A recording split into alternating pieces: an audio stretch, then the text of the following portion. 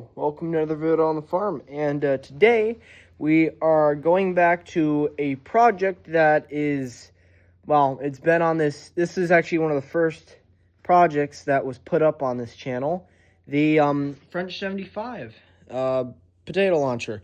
So it has been almost 2 years, I think, or maybe 3 years since I started this channel, and this thing was literally the first project that I did on here.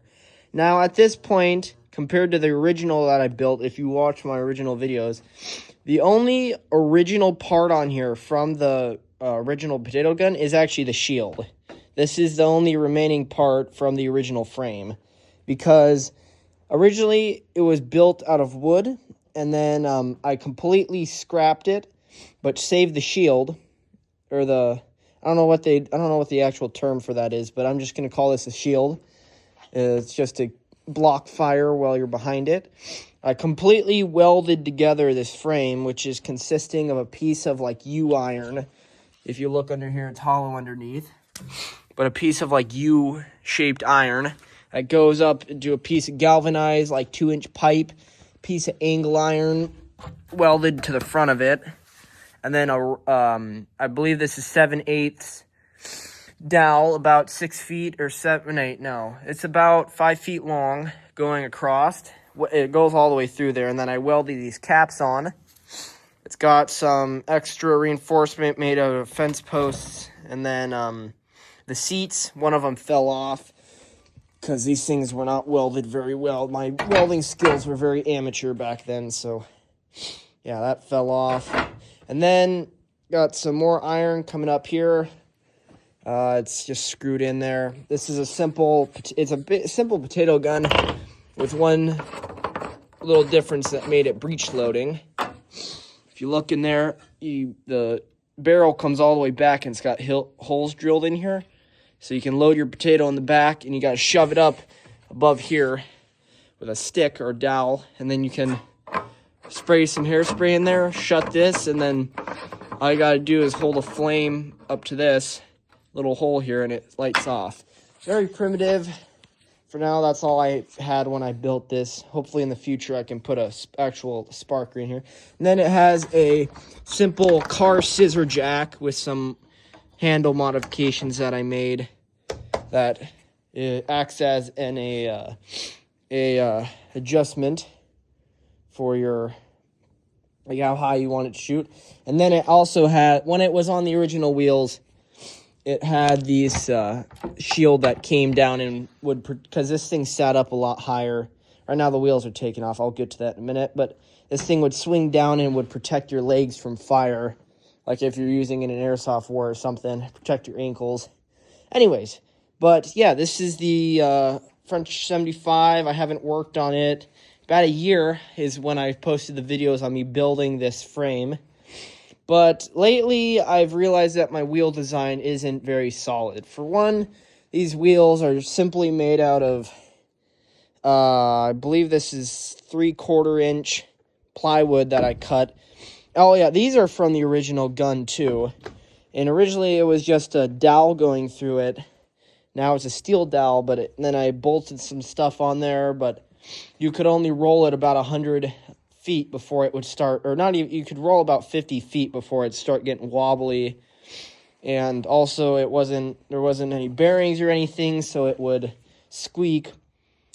Oh, the squeaking was just terrible on it. And yeah, I decided to bring it in and strip it back down, took the wheels off. But now, this is hopefully going to be the last addition to it, besides maybe working on the gun and welding the seat back on. I'm going to build new wheels for it. Now these are off of a John Deere tractor that we had laying around that I've completely scrapped it. And I got the seat over there. That's going to be for a future project. And I've taken the rims out of the tires using some force. As you can see, that wheel's got very, very cut. So yeah, this is the start of it. Yeah. Alright, so it is been a day, and I've made a little bit of progress. So far, I've taken these rims, and I've cut them in half. So they were about a foot wide. There's the other two halves over there, or over there. Rubbers are still sitting here. I gotta pull them out later with the skid steer. But I took my torch and I went and cut them. I would have filmed it, but I forgot. But I went and cut them in half. Then I took an angle grinder with just a simple grinding disc, and I just went and grinded it so it doesn't look so choppy.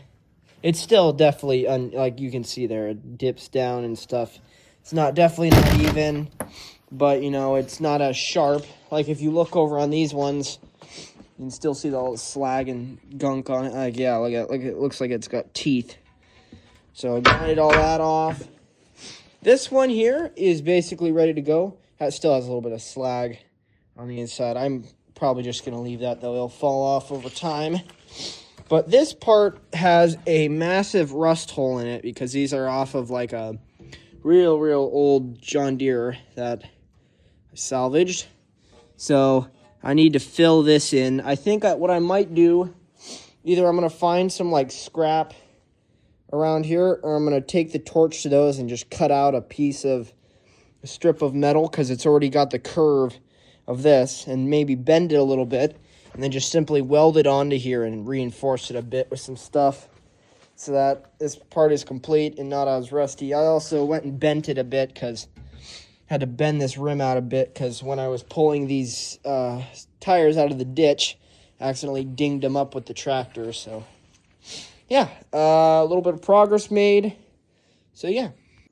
All right, it's been another couple days, and got a little more work on the wheel done. Been a little bit busy lately, although we had a couple snow days in school for when I started this, and school finally picked back up, and so yeah, I haven't had much time, but it's a Sunday, so I decided to work a little bit on this. So if you remember, so this had that big gap in it. Now I went and I took one of the other pieces of wheel, or of the rim, and I went and took my OA torch. I just went and cut a block out of it. I measured it and stuff to how long that rust gap was. And then I went and cut it down the sides, and I cut a little piece off of it. And then I went and just tacked it on. I used my stick welder for tacking this big piece. Ooh, that's still hot. And then I went in with my flux core welder because it runs at a lower amperage. And I went and filled in some of these really thin gaps where it was all rusted out. There's one there and one right there. I still need to grind them over. But this one, because this is a little bit wonky and a little deformed because of rust and getting hit over the years, I took my OA torch and I took off the cutting head and I put on a rosebud right there. Ooh, it's still hot too. And I just went and heated all these edges up. And then as I went along, I went in with a claw hammer and just tamped it down. Because originally there was like a 1/4 inch gap on this side, and I went and just tamped it all down. And if you see, if I dribble some water on it, it's still ripping hot. So yeah. Yeah, that's all filled in. Now I need to go in and weld it.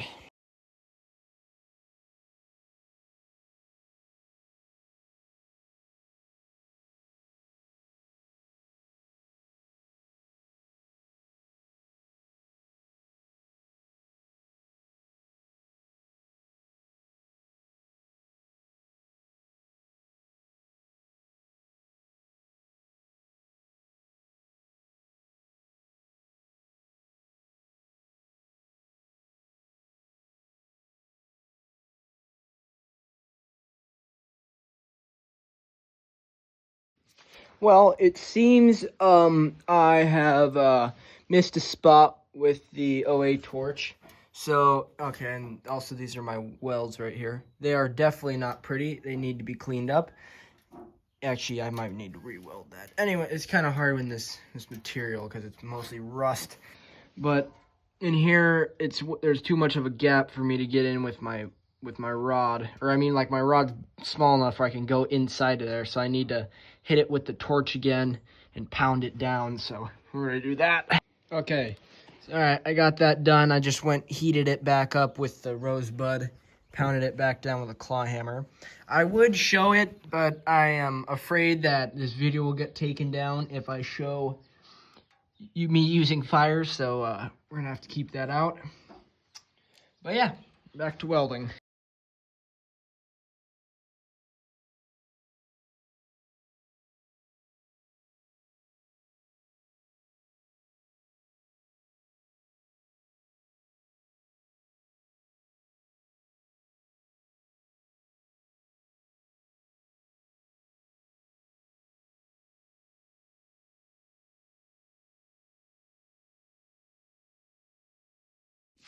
All right, now that's all welded up now. This is a terrible bead, and it will get cleaned up because, oh, I think it's cracked from me beating on it. Oh, it'll get fixed. Anyways, that's my terrible, terrible bead. Gotta clean it up a bunch. One in the back, side, and power kept shitting out in here because this system, it's literally an extension cord that runs across out there. It goes across into onto the porch. I got a 12-foot tall or a 18-foot tall post over here that runs an extension cord across to the house, and it plugs in off the deck. So it's only 120 volts that goes into a power strip that runs all my lights and stuff out here in the barn. And this little welder here is an 80 amp. This is an extra small welder, about 80 amps, which is 120 volts. And this thing draws a bunch of power, so every now and then my power would shit out. You could see in the time lapse. Anyways, this is all welded up, and yeah. Hi. So, oh, my hair's messy.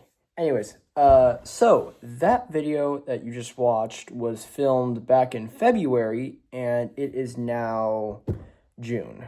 And I kind of filmed all that footage, and I got to the point at the end of the video where I just kind of took that project, I left it up in the barn until now, because baseball season started up, and I didn't have any time to film or to do any projects, and yeah, but I'm going to end this video here, or that video, basically, because it is already 11 minutes long, and it's basically just me welding and talking the entire time. So I'm going to end that there and call that part one of, that's actually going to be part one of the third time that I've remodeled my potato cannon. Hopefully this is the last time that I need to do this, because otherwise it's going to get kind of ridiculous, because I've been working on that project ever since I started this YouTube channel 2 or 3 years ago, I think now.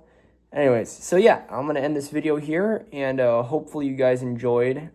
It was probably kind of boring, which is kind of a trend on this channel at this point. It's just a lot of building and talking, but anyways, hopefully you enjoyed, and now that it is summertime, hopefully before I got to go out to Wisconsin for summer, I can pump some videos out, and this one will be one of them. So hope you enjoyed, and see you in the next one.